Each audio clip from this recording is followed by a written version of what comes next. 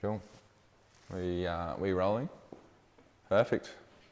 Hey guys, we got some viewers already, so I just thought we would get underway. But welcome to another exciting, what are we calling this, Phil? A webinar?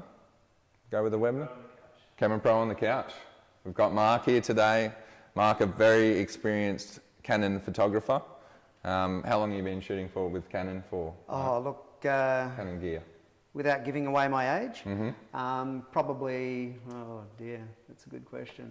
Well over 30 years. 30 years. Let's go over 30 years. 30 years of experience here with Canon gear. So like if there's any questions you guys have at home, if Mark can't answer them, no one can, basically. We've had some hands-on experience that Mark has had as well, which we're going to be passing on to your viewers this evening, which is going to be really cool. So any questions, feel free to ask. We'll basically touch on Mark's history. So Mark Horsburgh, obviously you've been a great photographer for so long, but also V8 Supercars, motorsports, sports, action sort of stuff. Yeah. Can we touch on a bit about your history in photography? Oh, well, look, it all started back in primary school of all things. The teacher said, oh, you know, going to have a little bit of a photographic club. Anybody want to join? And I thought, well, you know, I'll give it a go. Yep. And literally it was sort of one of those things where I sort of, I guess, you know, without sounding cheesy, fell in love with it straight away. Yep. A couple of years later... love at first click. Love at first click, that's a very good one, that one, yes. And then we went on a holiday a couple of years later, and Dad said, you know, what would you like, you know, for a present, because we're travelling overseas, and I thought, I'll get a camera, you know. And so I got my first ever 35mm camera then. It was just a little rangefinder camera back then. Some people might not know what a rangefinder is. But yeah, so that was my first camera, and pretty much from that point on, I think within 6 months of getting, you know, after we came back, I started looking for a job. Ended up working in a photographic shop out at Ipswich.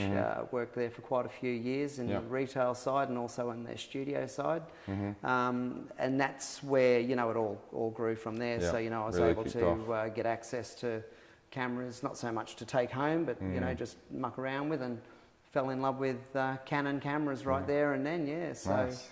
So when you were working at your previous employment with the retail side of, did you get a newfound appreciation of photography there, or was it more so an established appreciation? Oh no, look, I think I'd already fallen in love with it, so it was something I wanted to do. So working in a photographic shop, it was like a kid in a candy shop, really. You know, you've got all access to everything, all these great toys, and obviously, you know, got the ability to, you know, test a few cameras out in the early days and things like that. And then it grew from there. So a good mate of mine, Mick, that I used to work with out there, he was a bit of a mad motorsport nut and loved his photography as well. So he and I used to sneak off to the races, and one of us would hide in the boot and sneak into the racetrack. And we'd Can't do jump that anymore. Not anymore, no. And I don't recommend anyone. Definitely not. Big security guys these days. What got you into motorsports? Why motorsports specifically interest you? Well, that would probably go back, you know, being a young guy, cars were everything. So, you know, it was certainly something that, you know, if I could photograph cars or bikes and things like that. I actually started out shooting bikes. I did read that quite a actually. bit before shooting cars. So, you know, back in the old superbike days and things like that, the days of Doohan and all those guys, I was shooting that. And then the superbike side of things in Australia took a bit of a dive, and touring cars were quite big and popular then. So I sort of merged across to shooting cars more so than bikes, and everything just sort of went on from there, really. So, great. I have spoken to that sort of era as well. Oh, okay, yeah. I can imagine who they'd be, actually. The two Johns exclusively, but they did job you in with a couple of things. Oh, okay. Did you have an MX-5 at some stage? I've had a couple of those, A blue one by chance? And a white one. Apparently you stepped out with a pair of stonewashed jeans on, your mullet flowing in the breeze. Was there any... All the time. That was, I cannot deny that. I even had a perm once, so, you know. I tried everything. They were saying they said that out of love as well. They were quite jealous of you back then. But Miami Vice was pretty popular. It had to go with the flow. Sign of the times, yeah. The renegade photographer. That's it. Now, obviously, we're talking a bit more about motorsports and your influences growing up, but obviously Supercars has started to take on a bigger role in your life. Absolutely, and now now it's fully, you know, you're the only, are you the only photographer? No. There's quite a few photographers there. I'm the only full-time photographer for Supercars. Great. But there's quite a few other photographers who shoot the series as well. But for me, working with Supercars, I've been working with Supercars ever since the Supercars were formed. The inception back in '96 or '95. I can't remember the exact date. But yeah, so I've been shooting their stuff for them. Plus I also do a lot of work for the teams and things like that, and other categories. So, you know, it's not purely Supercars, but that would be the core of what I do and what I shoot. So, you know, over the years, you know, drivers obviously, you know, aspire to driving Supercars and then maybe moving on to Formula One, and it's probably the same for photographers. You look at certain ways of stepping into it, you know, starting out in go-karts and this, that and the other. With Supercars, I just sort of felt that was my niche, and I just loved it and didn't feel like I wanted to move on anywhere else. And yeah, I've been very lucky, and I've been able to stay there all these years. Ever since? Yeah. Great. I couldn't think of it. Obviously, probably not like work for you then, is it? Still work. Still work. Yeah, okay. yeah. Look, it's one of those things, everybody sort of sees it as a dream job, and don't get me wrong, I think it is a dream job. I'm very lucky to do what I do. But it's like any job, you've really got to put the effort in to get the results out of it. And it's not just a case of going out there and taking pictures and whatever. There's a lot that goes on in the back end of things. There's all that post-production stuff. There's all the editing and delivery of images to different clients. And you know, back in the film days, we used to process at the track and scan negatives. Now and people were prepared to wait. Now with digital, it's like they want it now. They want it instant. So they want it straight off the camera. So obviously that drives a lot of what your end result's going to be, that workflow process. So anything that can make that quicker. Yep. You know, technology's the thing you're always looking at, and obviously with, you know, the Wi-Fi, 5G, all that sort of stuff, you embrace those things to try and help streamline your workflow. What does a process like that look like for you? So when you've taken your photos, or when you're on the track, is there a specific corner where you'll stay for a bit? Look, you will. You look. I think you're beaming them back to your truck. Is that how it sort of works? Yeah. Well, everything's sent live. So there's a digital team that work for Supercars, and the way the feed works is everything's shot on the camera and it's transmitted straight through the Wi-Fi in the camera through a 5G modem, and then it goes basically back to a server, and they can get access to those images. Depending on how good the network is in the area determines the speed. So the cameras can get the stuff out quick enough. You're just governed by, you know, the restrictions of speed. What you can do. But the beauty of that is if you get a certain picture, the digital team can put that on Instagram, Facebook, Twitter pretty well instantly. Straight away. Yeah.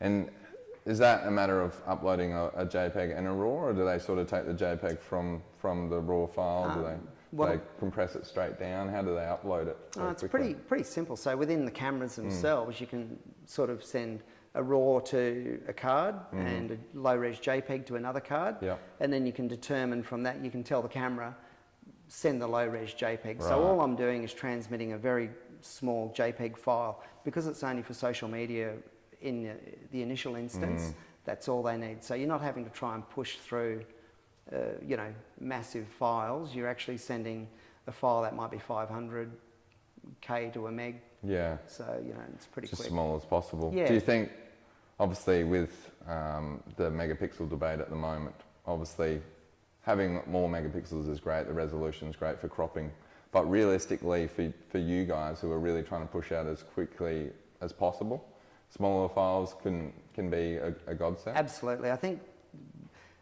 there's always going to be this debate about, you know, bigger is better or whatever, and probably a few other things. But so when you've got do you crop your photos, for example? I try not to crop. So basically, when I'm shooting, I'm trying to frame the shot the way I want to see it in the end. Yeah. Because the way I'm shooting and everything's getting transmitted live, there's no point me having an idea and want to crop it later, and then it gets used. They haven't cropped it.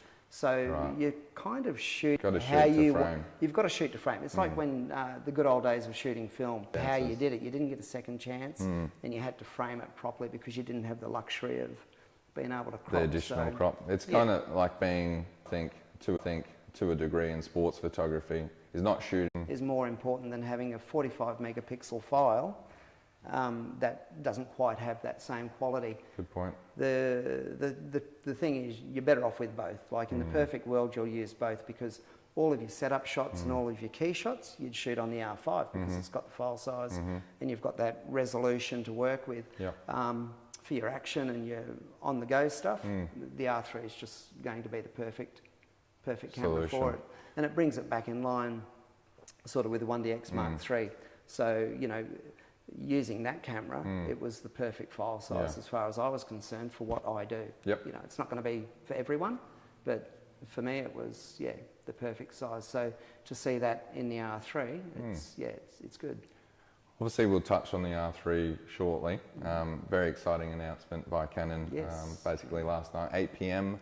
Australian time last night it was, but obviously a lot of videos out there at the moment, a lot of content, and we'll talk with your hands-on experience a bit later. But covering, I guess, being in the Canon system, you've obviously had EF lenses, EF bodies. Yeah. Have you started to make the transition now over to mirrorless? Is that something you started to do? Yeah. So at the beginning of the year, I bit the bullet. I made the decision to go full mirrorless. So I basically cut the EF gear off, pushed it to one side, and just invested in a full kit with the RF gear.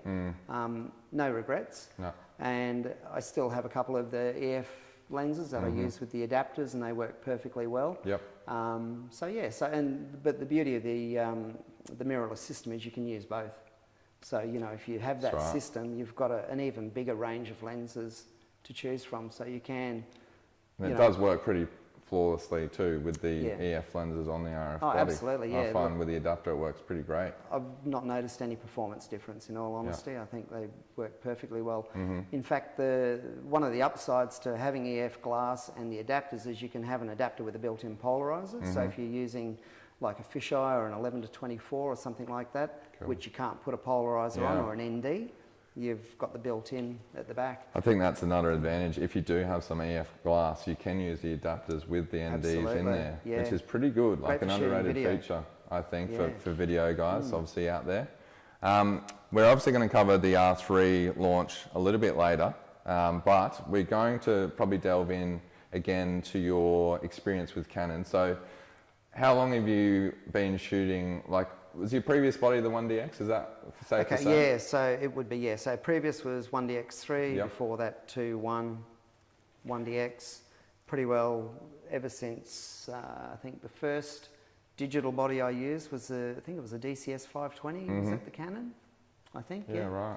Yeah, so that was the first digital body I used. And then when they moved into the CMOS, I think it was a D30, started using that one. So that's back in the, I think 99 was when I first started shooting digital. Yeah, right. Yeah. Wow. So it's crazy times. But yeah, well, obviously we'll talk now a bit more about your experience with the R3, because obviously a lot of people are excited to hear how you went as someone who shoots exclusively motorsport.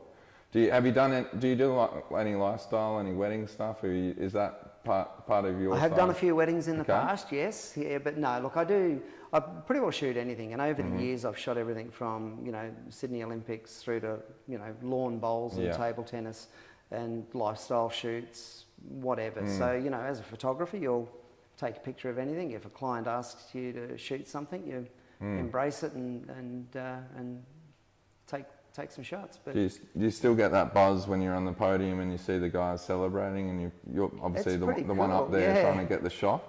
Yeah, that's a pretty cool feeling. Like, if you're on the podium at Bathurst for the drivers, like, it's a real buzz. But to actually sort of be up there standing sort of off to the side, you sort of get caught up in that whole atmosphere, because you've got thousands of people down the bottom obviously screaming at the drivers and cheering them on, and to sort of not take any of that in is absolutely impossible. So it's hard not to get caught up in the buzz. So it's a pretty cool feeling, and again, pretty lucky to be able to get up there and do that as well, so it's good. Another major announcement apart from the cameras obviously was the Bathurst 1000 news this morning. Great news. Which is great news for you guys, but obviously any rev head or motor head in general. It'll be a motorsport heaven. You know, 6 days of on-track activity, a couple of different categories coming together, which is quite an amazing thing. You know, it'll be pretty awesome to see. Yeah, something that's never really been done before either. In my memory, I can't think of it. Yeah, and plus it'll be the grand final basically for Supercars. So championship deciding round at the end there, and they're planning to obviously have another 4 races at different tracks in before then. Obviously, they haven't announced what the new calendar will look like yet, but they're working on that. That's obviously a bit of a moving target. But that's hugely exciting. Yeah. So it'll be a great way to cap off the year anyway. Yeah, perfect. What does a typical day look like for a sports photographer? What would you say? Give us a week. Typical day. Well, you know, if you're at, let's say a race weekend, so you know you're preparing, say, for race day at Bathurst on a Sunday. Probably arrive at the track at 4:30, 5 o'clock in the morning. Get into the media room or the truck wherever you work from. Get yourself set up, sorted out, make sure all of your computers are up and running, everything's ready to go. Generally, you know, Bathurst there's a cliche shot, which is the sunrise, you know, over the main straight. So everybody generally tries to capture that at least one day over the weekend. For sure. And then from that point on, it gets pretty busy. So there's a lot of pre-event stuff going on, and you're obviously having to photograph all of that and cover it. So, you know, before the racing even starts, you've shot a few thousand images, so you've got a bit of a backlog building up already. And that's where the transmitting them live comes in handy. The digital team are getting access to those images without you having to go back in, download and edit and then send the pictures on to them. They can actually pull those out of the system and they can keep things. And that actually takes pressure off you as a photographer, knowing that, you know, they've got access to the images and it's not super important to get back and get pictures to them immediately. So having that system works really well. Bit of a peace of mind thing. Yeah. You obviously haven't experienced too many dramas when it comes to transferring images. Obviously, the Canon system works well. Canon system works really well, and it's every time there's a new camera, there's a new evolution of how the Wi-Fi works. So obviously we'll touch on it later, but with the R3, you know, it now has 5G built into it, whereas the R5 before you had to buy it came with 5G in the camera, but if you wanted the U-Butte 5G, you had to buy the special grip for it, which just gave you a better, you know, it would push through more megabits than the other ones. But yeah, the only failings you ever have is really mobile reception. You know, so you always travel with 3 different SIMs. You've got a Vodafone, an Optus and a Telstra, and you just basically run with whatever works best at that location. So...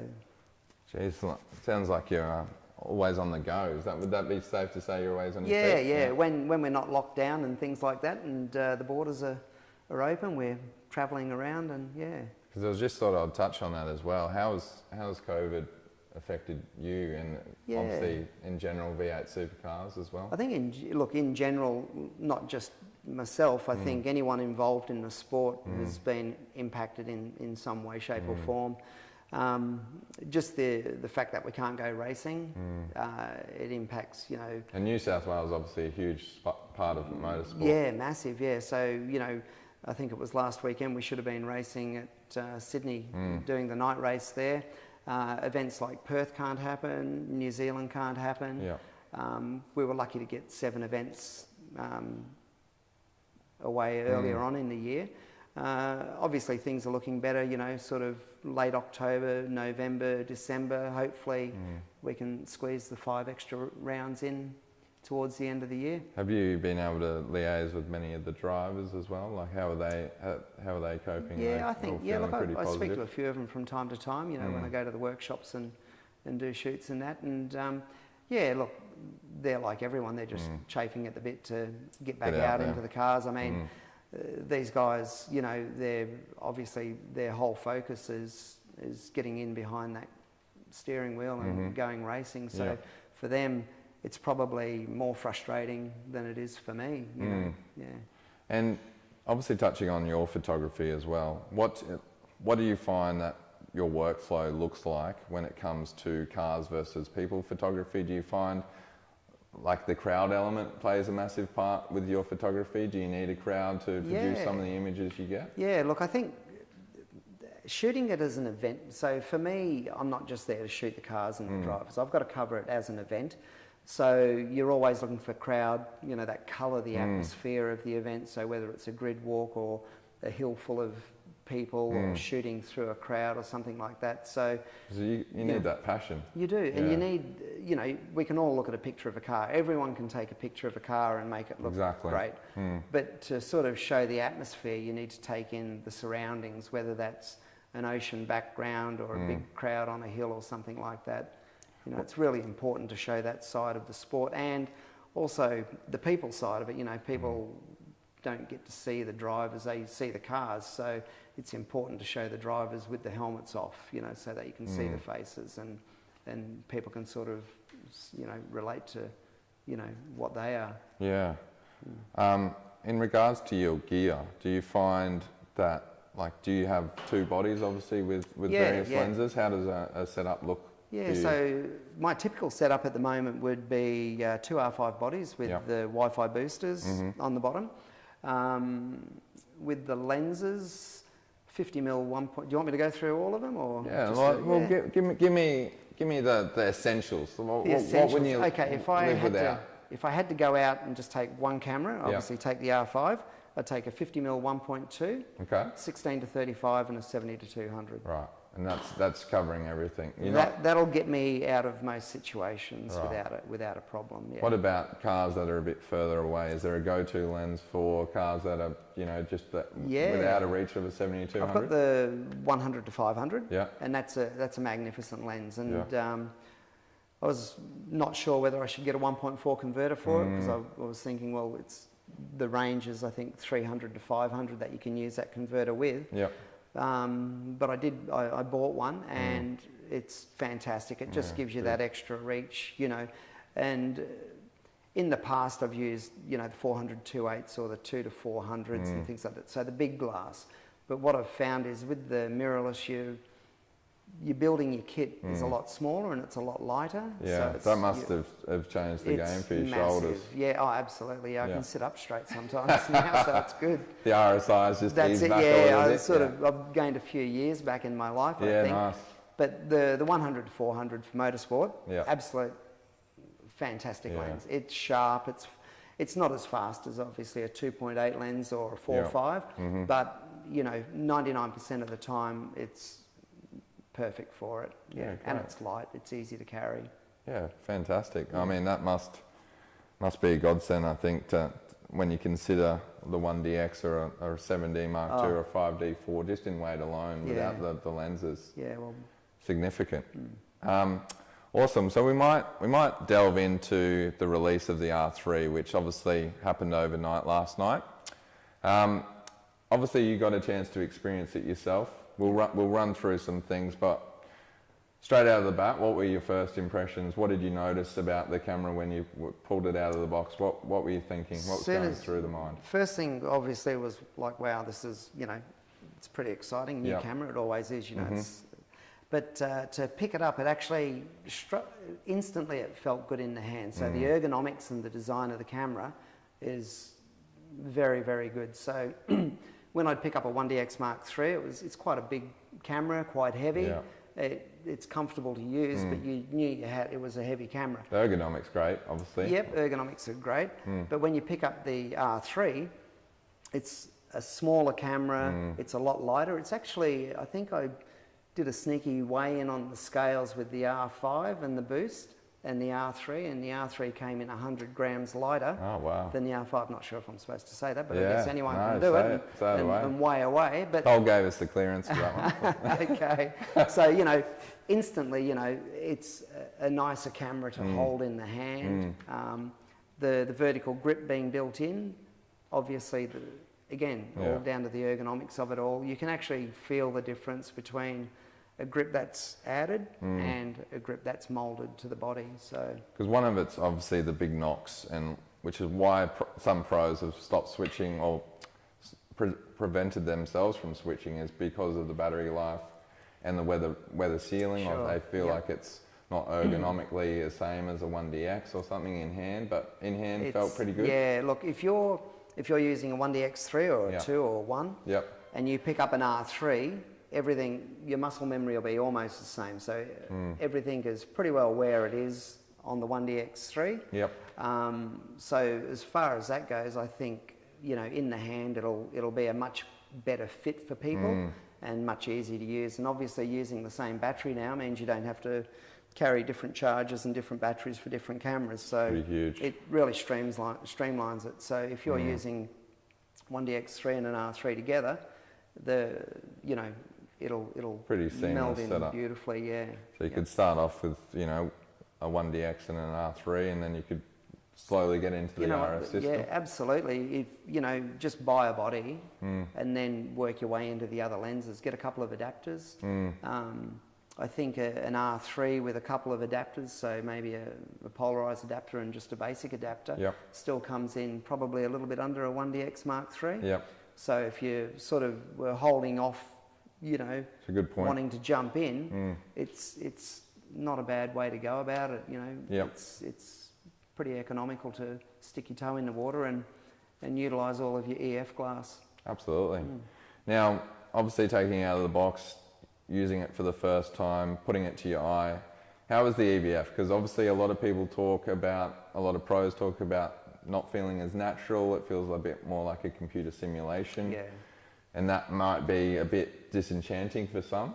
How was it for you personally? Well, for me it was, I guess everyone that's using a DSLR, you're looking through glass, so what you see is, there's no lag, no whatever. Going from the R then to the R5, you noticed a bit of a difference.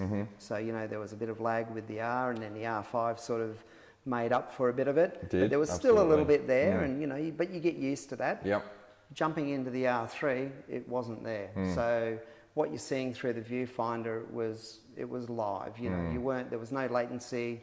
It just made it so good. Plus the viewfinder actually protrudes out a little bit more than on the R5. Nice. And it's got a bigger area because of the new eye tracking system in there. Bit more room to move there. So it's actually a more comfortable camera to put up to your face, so you're not sort of twisting a little bit to get right in tight. Absolutely. And on the R3 you can change the eye cap as well. So if you're shooting outdoors and you're prone to a bit of glare coming in through the eyepiece, you can actually swap it out and put a new eye cap on it, which was something which wasn't on the R5, but you could do with the 1DX3. Yeah, wow. Then obviously let's talk about, as you started to get into the rhythm of things with what you do as a profession, do you feel like once you started to use it, did it feel natural? Did it feel like a 1DX mirrorless equivalent? Is that probably a way of looking at it? Yeah, look, I think more so from the functionality of it. So with the thumb dial and just everything was in a very similar position. But just, I don't know, it's a totally different camera. So, you know, I think people that are shooting DSLRs and are wanting to get into it, it's probably the right time to do it with this camera. It's very functional. It all just works in seamlessly, Was there anything that sort of, that you utilized? Did there anything that say like, here we go, this is the camera for me? Is there any, did you have moments of that with this camera? There was one thing that I you know, again, I was a little bit skeptical with it, because obviously they've introduced all these different focusing modes over the years. You know, we now, the cameras can track eyes. We expect it. It can track a dog's eye now. It knows the difference between a dog and a human and all those sorts of things. And when they said this one tracks cars and motorbikes, I thought, oh, okay, well, yeah, sure, but you know, how does it know? How does it know? Anyway, it proved me wrong. As soon as I turned it on, it was like, oh my God, this is, it's pretty incredible. So it not only, you can have nothing in the viewfinder except the background, and then as soon as a car comes in, the little box just jumps on the car and it just follows it wherever it goes. So you can, the thing that I found you could do is you can recompose your shot and not have to worry about your one point of focus and keeping that car on that point. You could actually, as soon as the car was in and you started focusing, it would lock onto the car and you could actually recompose your shot or have the car travel through the frame Jeez. and not move the camera, and it would track it. And yeah, I couldn't fault it. It was brilliant. It's almost like some would say there's a few Mark Horsburghs hidden away in the camera doing the job for you. Some would Well, say. you never know. The other thing I was going to discuss as well, I don't know if you saw it, but there was a Peter McKinnon video, well, one of the videos I watched last night, where he puts it on a drone, and away he goes flying the drone around. The guy's got the little headset on the drone. I think it was their only camera or demo sample that they had in Canada. Basically crashed the drone, broke the lens, camera was perfectly fine. So I'll have to watch that one. For anyone that was a bit worried about the durability of the camera body up against the DSLRs, I think that video is a good watch. Well, I think the other thing too, I've seen it as basically the magnesium body, or I think it's magnesium, but it's just like one solid piece. The thing's just, it's incredible. So when you look at it with the skin off, you realise how bulletproof it is. It's everything a 1DX Mark III is as far as construction and the chassis under the skin. And then with all the weatherproof sealing and all that sort of stuff, they've just thought of everything with it. So while it's not aimed as being, you know, an R1 or whatever you want to call the whatever will be the top pro camera, the R3 is, you know, definitely a good match for the 1DX3. Yeah, absolutely. We've got obviously a few questions as well from viewers at home. Sure. Yeah. Obviously want to ask you a few questions, but also questions about the R3. So if anyone else has got questions as well, please feel free to shoot them through for the evening. Mark could probably talk here for hours. I could. You've got nothing on after this, have you? No. You're clear. Schedule's clear. We've got Wesley at home who's asking a question here. He's going R5 for portrait and R3 for cars, or could you do R3 for everything? Look, you could do R3 for everything if you've got the budget. Why not have both of them? Because the R5, you know, like we said before, 45 megapixels, you've got that amazing resolution. If you're doing a lot of portraits, you know, and you want that nice detail in the skin and the hair and things like that, you know, you can't go past 45 megapixels. For me, if I was choosing one or the other, I would probably definitely go for the R3 because it ticks all the boxes for a sports photographer, for a news type It's the versatility, photographer. it's the ISO performance, it's the tracking.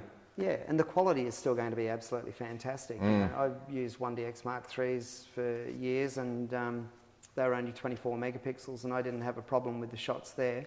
So, I mean, that's the thing that's going to be brought up a few times, obviously, that it's only 24 megapixels. But in reality, I think for a working pro sports photographer who isn't in the mindset to crop the images, isn't in the mindset to deal with the large file types, I think the translation and the understanding is a bit lost, I think. For most people, I'm sure when you've got the time to sit down, grab a cup of coffee, go through your images after a wedding, the megapixels of the R5 are going to make sense. Absolutely, Look, that really would count. Absolutely, yeah. But when it comes to something that you guys do, churn and burn, you really, it's a fast turnaround. Comes a non-issue. Yeah, absolutely. Comes a non-issue, and I think, again, as we've touched on, having the lower resolution does help with ISO performance. Absolutely, that's a fact. Helps with file size differences as well. Obviously, have you used the 1DX Mark III much for its tracking ability? Was that something that you've used or in the past? Well, 1DX3 was, again, it was a big jump forward from the 1DX Mark II with the focusing and everything. So for me, that's a cult classic. Yeah, the 1DX Mark III, it was bulletproof. If you had to go into battle, so to speak, that'd be the camera you'd take with you, because it is not going to miss a beat. It's tried and tested, and you know it is a solid workhorse. And yeah, tracking ability was fantastic. Everything about it was a great camera. Yeah. But obviously now you've made the switch. Would you advise others to do the same? Like what differences will you get from the 1DX series now with this R3 series? For those people that haven't converted to mirrorless, why would now be a good time? Well, because the R3 is very close to the 1DX Mark III, in my opinion. But I think it's not a case of just chucking it all out and going in full bore into mirrorless like I did. I sampled mirrorless with the I know you've been R5 working and away for some time to find the realistic solution for you. I know we've had chats years ago about where you wanted to see the mirrorless lineup go. It's there now. Yeah. It's, if you know, the R3 for me is like that's the camera that I've been waiting for, and it delivers. It delivers every bit and more.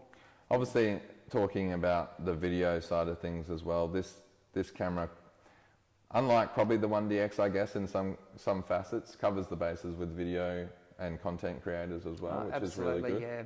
Look, and for me, I shoot a little bit of video as well. The beauty again of the mirrorless is you can still hold that camera up to your eye, push the button and you're recording, stop it and you can take a photo. So whereas with DSLR, you know, you have to take the camera away from your eye and either hold it out there in front of you, which is really an awkward thing to do, or you need to put a monitor on it or something like that. So mirrorless really embraces that crossover. So anyone that sort of needs to shoot a bit of stills and a little bit of video, mirrorless, in my opinion, is the definite way to go. The way to go. And it's crazy that it is that little bit cheaper. So I think retailing right now, $8,599. Oh, that's incredible, only. So at the moment, and also with CameraPro, we are providing a CF Express card with that one as well. Worth over $400 for anyone that does a pre-order. So that's another cool thing as well. To keep an eye out for. If you want to get a pre-order in, let us know. The quicker the better, as this will be a very popular camera. But again, touching back on your experiences with the camera itself, now with obviously the screen being the way it is as well, do you find that you can get shots that you couldn't do with the 1DX? Absolutely, yeah. It's funny, I think pro cameras have always steered away from the flip-out screen or the swivel screen, probably because I think pros are a bit rough with their gear, and if it's out, they might knock it and bump it and break it. Excuse me. To see it come out on the R3 is fantastic, because when they had it on the R series camera, so the R and the R5 and the RP, I just got so used to using that. I mean, it gives you so many opportunities to get different angles and actually still see what you're getting. So from a creative perspective, it was fantastic, and to see it come out on the R3 is a bonus. Like, if they had have deleted that off it, it would have been, the camera still would have been great, but it just would have been a little bit of a disappointment. So I've become a big fan of the, as they call it, the flip-out screen. So yeah, it's great. I mean, it does get you, and I have used it in, not obviously the R3, but other models that Canon have as well, considering like the R6, the R5. I can honestly say there's some shots that you wouldn't have gotten before now with the flip out screen. It just gives you that added flexibility. You can orientate it in certain angles to get the shot. Coupled with the tracking of the R3, there's obviously shots that would... We'll touch on those photos as well later that you've got a collection of. But yeah, it must be a huge game breaker, basically. It is, yeah. Well, one thing is you don't have to lay on your belly in the dirt anymore and try and look through a viewfinder. So being able to get... the days with maybe the knee pads have gone out for the knee pads are gone. No need to, no need to bend down on your knees anymore. That's pretty huge. That's pretty huge. We've got some more questions too. We've got Chris at home. He says, does Mark think the tracking on the R3 will work on an aircraft? Absolutely, yeah. I would say that the car tracking would, but because it's also got object tracking, so it'll pick it up. And because you've got that separation, the contrast of an aircraft on the sky, it wouldn't have a problem with it. Absolutely, it would pick it out like there's nothing. I think it would do a great job of that personally as well, from what I've seen with the previous models. Obviously the tracking on this even better, so I can't see any problem there. The other thing as well that I'd find with the R5 and R6, eye tracking amazing. Did you use the eye tracking with the R3? Is that something you got to use? Yeah. We're talking about the The little square box For the sits on the eye. Yep. Oh, I thought you might have meant the other one where you look We'll at. touch that. Yeah, We'll touch on that as well. No, I did use the eye tracking. Eye tracking is brilliant. Yeah. Like it's the times I use it the most is if I'm shooting with like a 50mm and I'm shooting wide open at 1.2. Yep. So you don't want to be sort of having to move that focus point around and getting it on the eye or whatever and hoping you've got it. When you put it in eye tracking, as soon as it picks up on the eye you want, and you know you can move it to the other one if you want to just by bumping it across, it locks on and it's pin. Yeah, great. And when you're shooting such a narrow depth of field, there's no wriggle room. No, it's make or break for some of the images too. That's right. Yeah. You know what I mean? So yeah, no, eye tracking is definitely spot on. Great. Pete at home, he says, if using eye focus is a way to lock and track, or will the focus move if your eye moves? So he might be saying, I think, about the eye focus. Okay, so this is where we were talking about just before. So new feature, obviously, with this camera. Yeah, pretty cool feature, actually, yeah. First thing, I think, in the EOS R3 all those years ago, there was a similar feature. Yeah. It was actually really good. I owned that camera, and I thought it was a really good feature. But Canon didn't continue with it. Now they bring it back. What are your thoughts? Yeah, again, I thought of the EOS 3 straight away. You know, I remember that camera, and it works really well. I didn't get a lot of time to sort of play with it. I think it's something you've really got to tune it in for your eye. So there is a bit of a process to go through. Yeah. It's a very simple process, but you've got to go through it and make sure you do it right. But it works really well. So it is quite clever. You look at something when you're in focus mode, and it'll go over onto it, and then you can track that subject, and you can look over there, and it will jump around. It's pretty accurate, yeah. Great. Obviously, with any new process, and I think any time you pick up a new camera, there is that learning curve process, and I don't think a week, does the full justification of any new camera. Yeah. So obviously, you can only speak from what you've done and what you've utilised, but I think as it goes along with firmware upgrades, that's another thing that is great about the mirrorless system. Yep. That you can do the firmware upgrades, and I think going forward, this opens the door for refinement, further improvements. Oh, absolutely. You've had it for a week, but others might have also had it as well. I know Canon was doing it using the camera at the Olympics. That's right. Yeah. Which would have got some better testing, basically. Yeah. Oh, look, they would have certainly put it through its paces. When I got it back in June, I think it was the first. It's the only one in the country, I think, still to this day. Yeah. There were certain things which weren't finished, so you couldn't sort of play with the full functionality of the camera, but that was quite well explained, ahead of time. Yeah.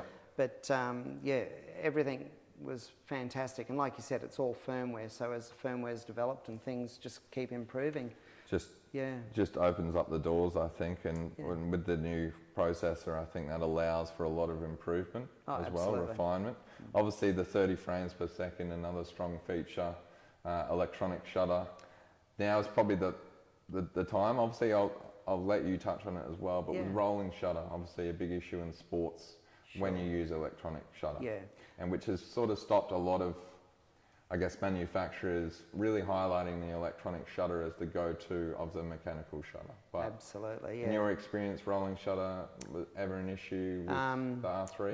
Working through the Rs, obviously, so when I started with the R, you could really notice it. The R5, it was pretty good. You couldn't really notice it. Yep. With the R3, for what I'm shooting, I can't see any rolling shutter. Yep. So obviously when you're panning with a car, the car's not moving in the frame, so the car will never have any effective rolling shutter even at the 30th of a second. It's only going to be your vertical lines in the background that might have a little bend.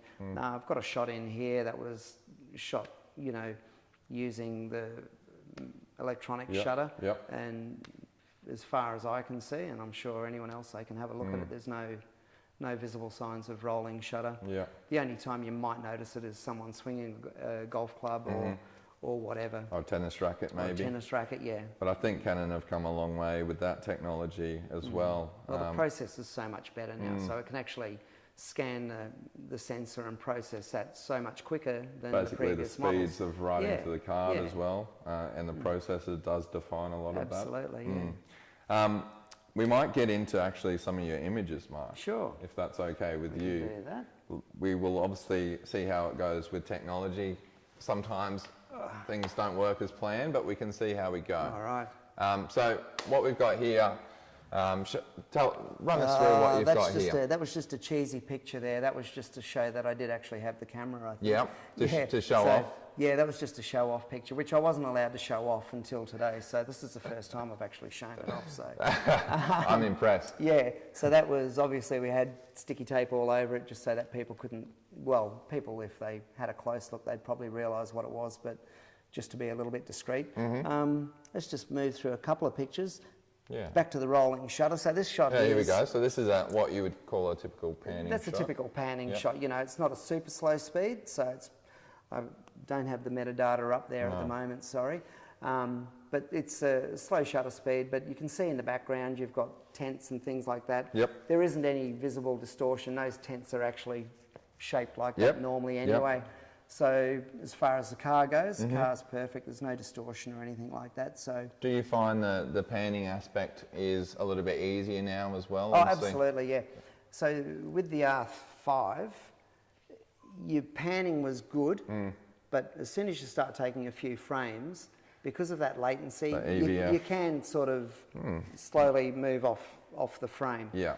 With the it's not so much. It wasn't so much the camera couldn't do. It's just that EVF really couldn't keep up to a degree. You actually thinking ahead of what the camera's doing. So if we go all the way back to the very early days of digital, back in '99, the camera had a 2 megapixel photo, right? And you'd take the photo, and then it would capture it. So the lag was ridiculous. So you actually had to anticipate everything. Yeah. So moving forward to today, with the R3, there is none of that. So you're not anticipating anything. You're not sort of thinking what ahead. You see is what you get. What you see is what you get. It's the same as shooting with a DSLR. Wow. Yeah. Fantastic. So, So yeah, that's obviously a panning shot as well, and obviously you find that doing that a little bit easier. Oh, absolutely. Yeah. Look, one thing that I did notice though is when you're shooting at 30 frames a second, because you can make an audible noise. So with this camera, you can actually turn it on so that there is so you don't forget that you're taking 1,000 photos in a go. Turn it on because when you're not 30 frames a second, when you get back and you look at how many files you've got, and then you're trying to look for a picture. So you basically there's more frames there than you shoot for video. That's another. I think that's another big aspect of it as well, that you probably don't want too big of a sensor size. Megapixel, basically resolution. That's right. On the actual sensor, because you go through 1,000 photos on a much larger sensor like an R5. That's why when you give away a card with the camera, perfect. Nice, Mark. They will need a bigger card. Good plug. And they'll need a fast card. Yeah, absolutely. So you want to try and get the fastest card possible to get the 30 frames. Absolutely. So I always use the C fast cards. Yep. I think that's what they are. CF Express. CF Express. CF Express. We'll C get fast you there. on the other one. 1DX. Yeah, that's brain it. thinking there. But yeah, you need the fast cards, and that also just changing a bit. That you'll need something like that if you're shooting, the high 6K video and things like that. You will need that faster card for that. It's crazy to think 30 frames now is where we're at with the frames per second. Yeah. It's basically you could easily do a mini movie just off photos alone. Oh, absolutely. You know what I mean? 30 frames is enough to get footage. Oh, absolutely. So, we only need 24. Yeah, exactly. Or 25. So we're at that stage now where that's becoming a benchmark of a camera, and it's great to see that Canon's got to all the way to 30, which is great. And I think now, more so than ever, it's taken the fear away from using electronic shutter, because mechanical shutter used to be the go-to for a sports photographer. Yeah. You don't want to have rolling shutter. You don't want to have LED lights banding or anything like that. Yeah. But now you've got anti-flicker, you've got your 30 frames with electronic, and now you've got the speed of the EVF keeping up the tracking. There's now no reason not to nail a shot or to even use electronic shutter. No, that's right, yeah. It's fantastic. As well as silent shooting. So obviously that takes away a huge part as well. If you're at a venue, if you're at any sort of sports ground, like let's say Wimbledon, for example. Oh, electronic shutter there would be perfect, yep. That's a game changer. Golf. You're not going to have anyone throwing a golf you club at you. You don't want to be the guy there with the loud shutter noise. No, I've been next to the guy that's had the loud shutter at golf, and when they look at you and you're going,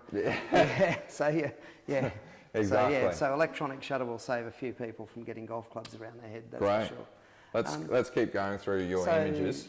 Going back to getting shots at you again. You can get this shot, but having the car tracking, so it being able to lock onto the car and track it through the frame. So with this particular shot, the car's coming in the frame from the right-hand side, coming across to the left-hand side, and then moving down towards you. Plus, this camera's sitting basically on the ground, shooting through a gap in the armco about that wide. So to actually be able to get down there normally and try and keep the focus point on the car and follow it through is not easy. No. So, but with the new AF system, it just tracks through beautifully. That's a great shot. That's a fantastic shot. You've got the dirt flying up there, and did you utilise the 30 frames often? Is that something you did? No. You're probably the more... Purely because I didn't want to have to go back and plus I'm transmitting images as well at the same time.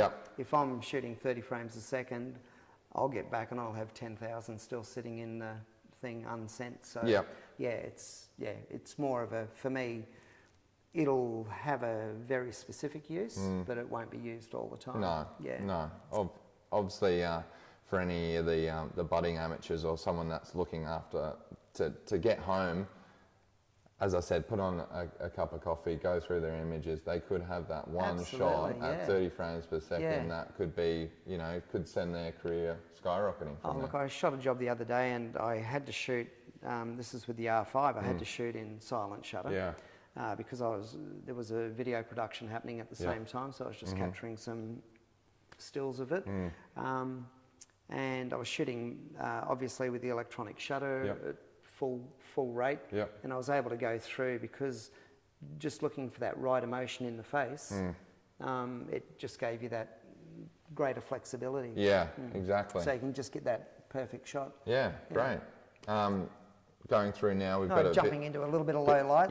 Low light portrait. Low light portrait. I think this was about 4,000 or 5,000 ISO. I can't remember exactly what it was. So the details there. There's no noise. And again, I had shots which I'd pushed it up to 25,000 ISO and things like that. And the noises are hardly noticeable in it. Again, a similar style of shot. Low light. Again, got the detail. Capturing the emotion too of the driver, These are also great. eye tracking. I should have mentioned that as well. So they can pick up through the helmets? Can pick up through the helmet, Great. Well, that's obviously would be a concern to some sports photographers when you're using the eye tracking, if they can trust that it's going to be able to penetrate a lot of those. Previously, I wouldn't have used it. So with the R5, it did struggle with it. I'll be honest with you. It's not that it couldn't do it. It was a struggle. With the R3, it wasn't made to do. It wasn't designed to do it. No, it sort of sees a helmet. For night ways, But I do believe this also has some sort of algorithm in it for helmets as well. So it sort of can distinguish between a head and a helmet. Absolutely. You know what I mean? That will be obviously, I think the new processor as well, just being a little bit smarter. Bit smarter. Being able to get the nuts and bolts of it all as well. That's it. We have some more questions too. How did Mark find hiding the camera when it wasn't released? Obviously, we discussed this a little bit early on. It's never a good thing. It's never an easy thing. It's not easy. And look, it's not to say that people didn't notice it, but it was a case of trying to be as discreet as possible. You can't stop somebody walking behind you and having a look. But did you do the black tape technique? Is that how you had to go by? The black tape, we decided, I picked the camera up in Sydney from Canon in Sydney, and we decided there and then that we would tape it up and make sure that it was covered at all times. So Canon are a pretty secretive bunch as well. They are. They don't like leaks getting out too often. No. They make you sign your life away when you walk out of that little room. I know they've got a few heavies on standby as well, just in case. Probably a sniper hiding in the bushes for the whole weekend and keeping an eye on me. I'm not sure. Might have been Colin himself, I reckon. That's why we don't see any metadata up the side of the screen here at the moment as well. It was it was made very clear to strip all that out so that we didn't put any of that through. So no confusion there. no right? confusion, No, yeah. absolutely. Got another shot here. Yeah, that's Mark, you want to talk us through this one? probably nothing super exciting, but again, it was using the new tracking system in it. But this is with the 100 to 500 with a 1.4 converter thrown on just to draw it in a little bit closer. But Yep. this is a shot that in previous years I've shot the same shot and just haven't been able to get the resolution, not so much the resolution, that's not the right word, but just the clarity and things like that. Yeah. And this is the first time I've shot this with the long RF glass. So it's just, again, something that Can sort of certainly stood out to me, that it was because you're about 800 metres away from Yeah. the cars here, Yeah. because there's quite a long runoff because there's a drag strip on this side. Plus heat haze, it was like a 30-odd degree day. So, you know. This isn't an easy situation to shoot. I think what is underappreciated with a lot of sports photographers, yeah, you can go out in the golden hour of morning and the afternoon, but you're linked to the time of day that the sporting event is happening. You don't get to determine, yeah. You can't say, hang on, Yeah. I'll wait till the golden hour. And Not then unless you're at Le Mans, then you get to pick where you want to be at what time of day, because Yeah, it's 24 exactly. hours. So, Yeah, you for know, sure. Yeah, but yeah, that just highlighted again the quality of the RF glass and the also ability to for it to pull your pull shadows focus. and your highlights Yeah. when you needed to as well with the editing process. And just with these files as well, all of these are just JPEGs. These haven't really had any work done to them. Oh, wow. I didn't shoot in RAW because at that time there wasn't any software developed. That was another question from one of our viewers as well. What program were you able to use? And probably only Canon's own software maybe. Yeah, their usable. DPP still hadn't been updated. So because I got this camera pretty well the week it arrived in the country, there wasn't anything there for it. Luckily, I was able to chuck some of them, because I shot for a day without changing it off RAW. I was able to convert them over in a different application. But my normal software that I use is Photo Mechanic for doing my edit, as in my selections, and then everything is edited and exported in Lightroom. I have heard a few people, and I've had some good customers that do a lot of sports stuff, motorsport as well, that Photo Mechanic is a pretty good software to use. Yeah, absolutely, it's fast. So when you're trying to scan, you know, you're literally hitting that arrow key at 1,000,000 miles an hour, just scanning through, looking for the shots you need. It's just all about time, efficiency and workflow. And it doesn't need to render the image, so it comes through and it's full res straight away. Right. Whereas if you put it into Lightroom straight away and you hit that arrow, there's that time it needs to draw the image, and it's slow. So you can hit the arrow 4 times and it'll only be on the second photo, and then it catches up and you miss. So Photo Mechanic's just a faster way to process it through. That's a good tip for any budding sports photographer out there. Photo Mechanic. It's brilliant. Yeah. Great. That's awesome. You can't do the edits in it. But you can it's do just for the everything viewing aspect. Viewing, putting in the metadata, so doing all of your captions. I do all of that through Photo Mechanic. Okay. And Lightroom is purely to do the edit and the export. Perfect. Yeah. Fantastic. Obviously, it's a bit hard when a new product's released because the limitations when a software, you know, ups its game and says, you know, yes, this is an R3. Yeah. Makes it a little bit difficult to do any edits, but obviously that's right. That'll be smoothed out on release date and after release date as you'll well. probably find when it's released, obviously Canon's software DPP will be work ready to from go. the It'll be all over it. Yep. It might take a week or a month, whatever, for Adobe to get their stuff sorted sometimes. Was the raw file the same? Was it a CR3 file? Do you remember? Ooh, off the top of my head, I'm not sure. It is, yeah. Cool, yeah. Getting the nod from over There here, would be no reason then typically why it wouldn't be able to be still imported to some degree into Lightroom. Would that be correct? Yeah. Yeah. It wasn't like when the R5 or the I think it was the R, the first one to use the CR3, came out, that because Canon had been using the raw file CR2, there was a bit of a wait period before the CR3 was able to be read. But now that they've got all that down with the R5 and the R6, the CR3 files will work. That's right. Well, the funny thing is Lightroom wouldn't obviously recognise the files from the R3 at the time. Yep. Photo Mechanic, I could see the images. Yeah. And I could export it as a JPEG. So Photo Mechanic was actually able to pull it out as a JPEG. Got So ya. that was a bit of a saviour. But after that first day of shooting, I jumped straight over onto JPEG and shot everything at JPEG. You could also, just having a think, you could probably also use DPP to export into another file type and maybe open it from that file type. So there's a few different ways you can get around it. Yeah. DPP is an absolute. I've used DPP. Yeah. Absolutely fantastic software, and it's, for me, it can actually do more that I feel than what Lightroom can do. The only problem for me is just the speed of what I do. So I've just gone with software that works for me. But if you're everyone's workflow is different to a degree. That's right. So if you're, like you said, that person that goes home, downloads, has a coffee, and then just goes through everything methodically and whatever, DPP would be the perfect software for it, because it just has so many, and it's designed for that. So it's not something that's been adapted to work for many different cameras. It's designed to work for those raw files. So as a software, it's pretty spot on. Pretty powerful, yeah. I've got another question which we both can probably answer to some degree. Did Canon manufacture their own sensor for the R3? I haven't mentioned it yet, actually, I don't think. They did. But brand new sensor, first time they've ever done a CMOS BSI sensor, which is pretty damn exciting. So I think already the CMOS sensors that they were producing, lovely. I know with the R6, the ISO, it was 21 megapixel for images. The ISO performance was spot on.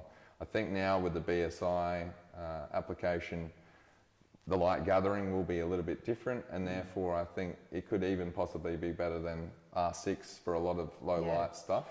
I think it's even beating the 1DX to a degree. Yeah, I think so. Yeah, definitely. And you would expect that though with the technology. I mean, it's basically a 2-year newer camera than the 1DX3, so they would have learnt from what they did with that and developed it even more. So you know, I think what we're seeing is, in the R3, a lot of the development would have been done. This is just a. It's exciting too, because that now has opened a few doors, I think, in Canon's wheelhouse, that we can do a BSI sensor for any future upgrades or future models.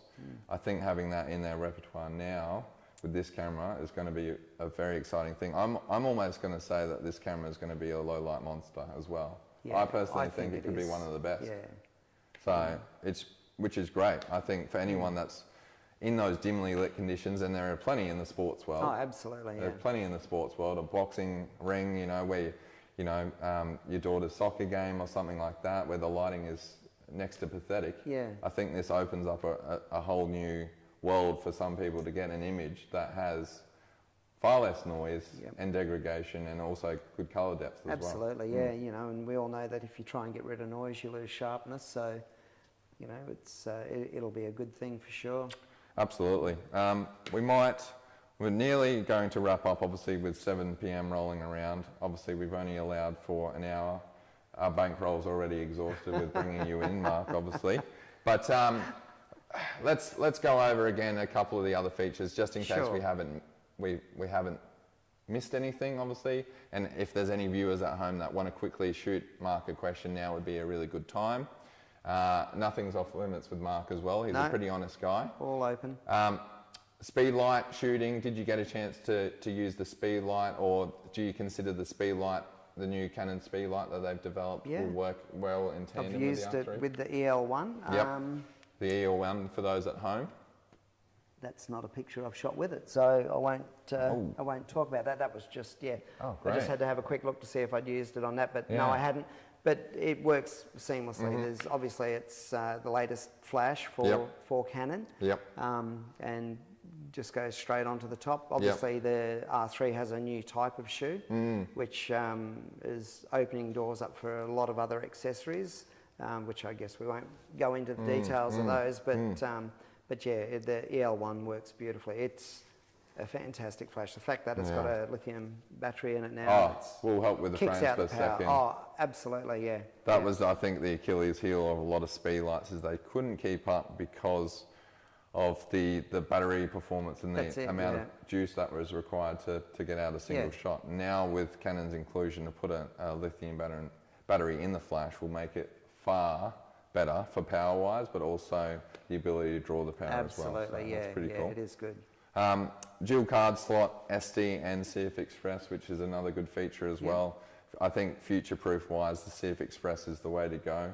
I think so, yeah. Obviously, when you look back at the 1DX3, it had 2 CF Express slots in it. But I think, you know, what people have to remember is the R3, it's not the, what do you want to call it, the top dog, so to speak. It's not aimed at being the top camera. There is more to come, obviously, in the future. Have you got rumours or something? No rumours. No, I haven't actually got any rumours. Okay. I'm just assuming because, you know, they're saying it's not the top. Right. You know, it's not the 1DX3 replacement. Interesting. But the flexibility of having 2 different slots is pretty good if you're sort of in that pro-amateur sort of range. Plus, I think people probably screamed out for an SD card because, you know, a lot of people, it's Everyone's a bit got cheaper. one. Everyone's got one. I think. You can buy them at the service station if you forget a card or lose a card. To get you out of pinch, the not a SD bad is thing. the way to go, for sure. And most computers can read an SD card as well, which is an underrated feature. Except the new computers that we're using obviously don't have a reader, but you can get the dock. Yes, the dock is very helpful. The dock is good. LP19 battery, same as 1DX. Yes. Mark III, great battery, tried and tested, obviously has a lot of juice in it. I think they're rating it to about 700 to 800 shots, which is great.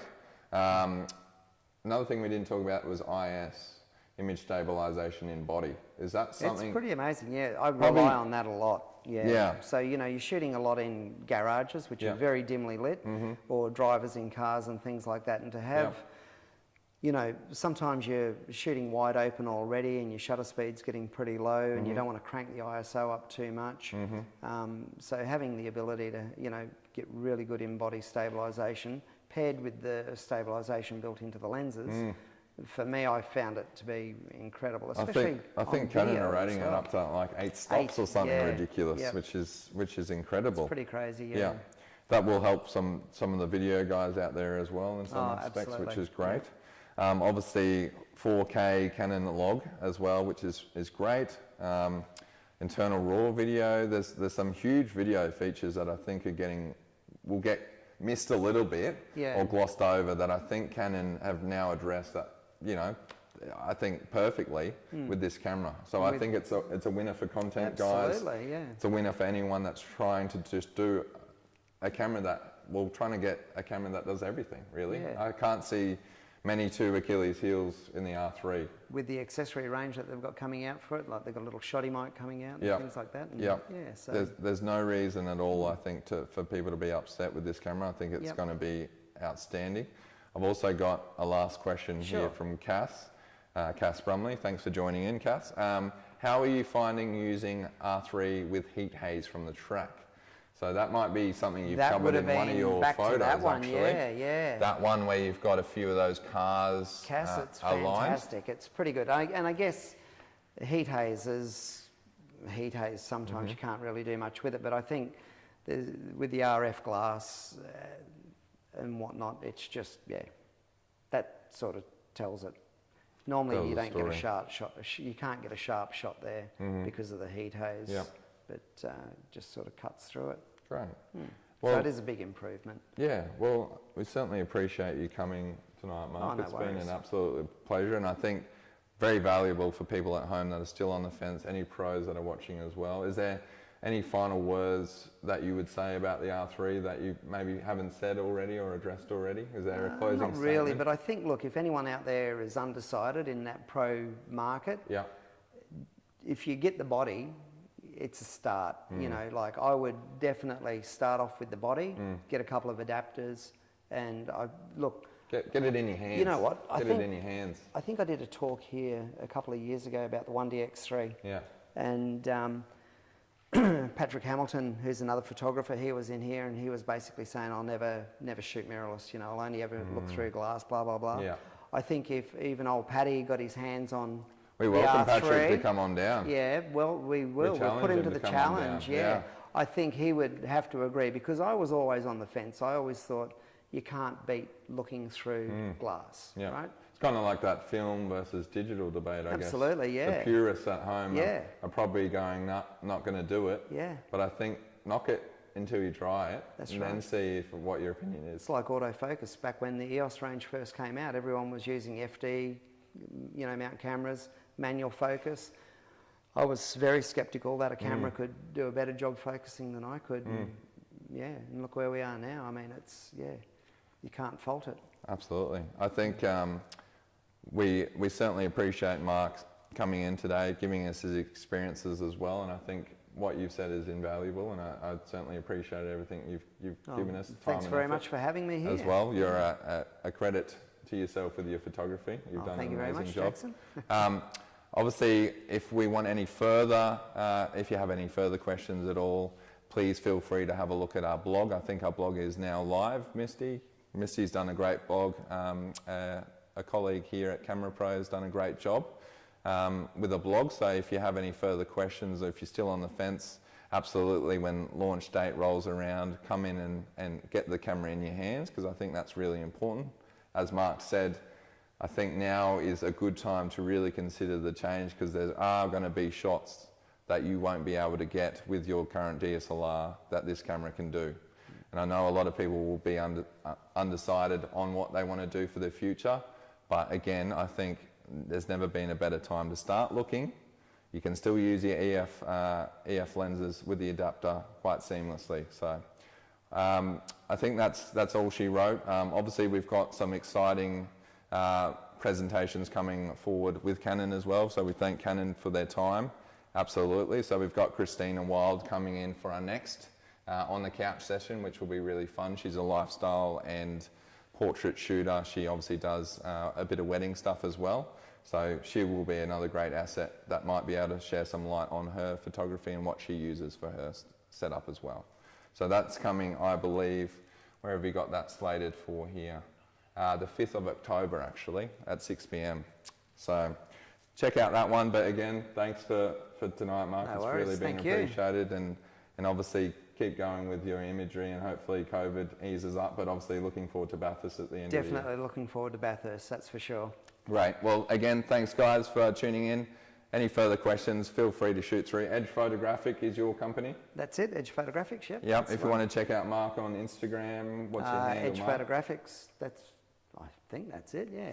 Good, Now, great. let's just go with that, yeah. That'll do. We'll send it through. I'm sure we can track it down. Yeah, whoever owns that handle is probably... Hopefully they get a lot of likes tonight. Exactly. Yeah. Awesome. CameraPro AU for us. Obviously check out our YouTube for any further videos as well. But apart from that, have a great evening, guys. Thank you. Thanks, Mark. Cheers. That's No been worries. brilliant. That's it. Easy.